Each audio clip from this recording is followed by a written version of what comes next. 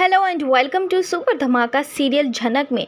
झनक ने बता दिया है अनिरुद्ध को सारा सच। लेकिन दोस्तों ये क्या है, यहाँ पर जहाँ झनक को ये गलतफहमी हो रही थी और उसने आदित्य से कहा है कि अनिरुद्ध ऐसा नहीं है कि वो अपनी जिम्मेदारी से मुंह फेर ले। मैं जानती हूँ वो मुझे भी अपनाएगा और इस बच्चे को भी। लेकिन ये क्या दोस्तों, जैसे ही आदित्य और झनक बॉस परिवार में जाते हैं और ये सारा सच सबको बताते हैं तो सब लोगों के पहले तो पैरों तले ज़मीन खिसक जाएगी। सब लोग झनक पर काफ़ी गुस्सा करते हैं, काफ़ी चिल्लाते हैं। लेकिन यहाँ पर झनक सबको अवॉइड कर देती है क्योंकि उसे इस बार अनिरुद्ध से बात करनी है, उससे अपने सवालों के जवाब चाहिए। लेकिन ये क्या दोस्तों, यहाँ पर झनक गलत साबित हो जाती है और झनक से अनिरुद्ध कहता है कि ना ही मुझे तुमसे मतलब है और ना ही तुम्हारे बच्चे से, मुझे तुम्हारी बात पर रत्ती भर यकीन नहीं है। तभी दोस्तों यहाँ पर आदित्य झनक से कहता है कि झनक, अनिरुद्ध तो तुम्हें अपनाने को तैयार नहीं हो रहा है, लेकिन तुम्हें कोई और रास्ता निकालना होगा क्योंकि जब घी सीधी उंगली से ना निकले तो उंगली टेढ़ी करनी ही पड़ती है।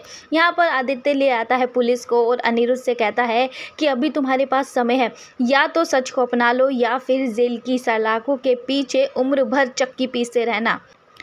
तभी दोस्तों फिर क्या, यहाँ पर आ जाते हैं हमारे शुभो। जी हाँ, यहाँ पर शुभो कहते हैं शायद तुम नहीं जानते हो कि मैं जाना माना वकील हूँ और इस तरह से तुम मेरे बेटे पर झूठा इल्ज़ाम नहीं लगा सकते।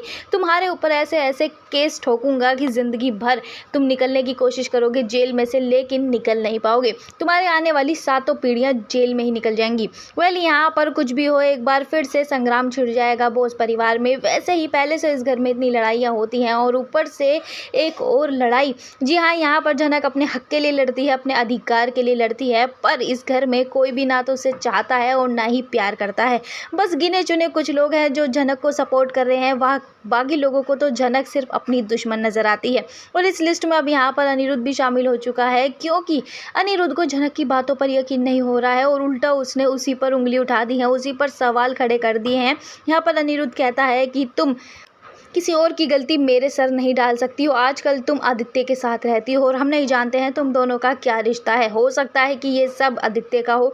वेल, यहाँ पर झनक इतना ही सुनती है। बस फिर क्या दोस्तों, झनक का गुस्सा 7वें आसमान पर चढ़ जाता है और वो अनिरुद्ध के गाल पर ज़ोरदार तमाचा जड़ देती है और कहती है कि सर जी, मुझे आपसे ऐसी उम्मीद नहीं थी, लेकिन एक बात याद रखना, मैं अपनी माँ की तरह नहीं हूँ। मैं अपने बच्चे को उसका हक और अधिकार ज़रूर दिलवाऊंगी। जो मेरे साथ हुआ है वो मैं उसके साथ बिल्कुल भी नहीं होने देने वाली। वेल दोस्तों, अब ये देखना इंटरेस्टिंग होने वाला है कि जब अनिरुद्ध जेल से वापस आएगा या फिर झनक उसे जाने नहीं देगी। देखना इंटरेस्टिंग होगा आखिरकार क्या होता है। लेकिन इन सब के बीच इतना तय है कि अब अर्शी हमेशा हमेशा के लिए अनिरुद्ध को छोड़कर चली जाएगी। अब एक हाथ में झनक थी और एक हाथ में अर्शी, अब दोनों ही जाती नजर आ रही हैं।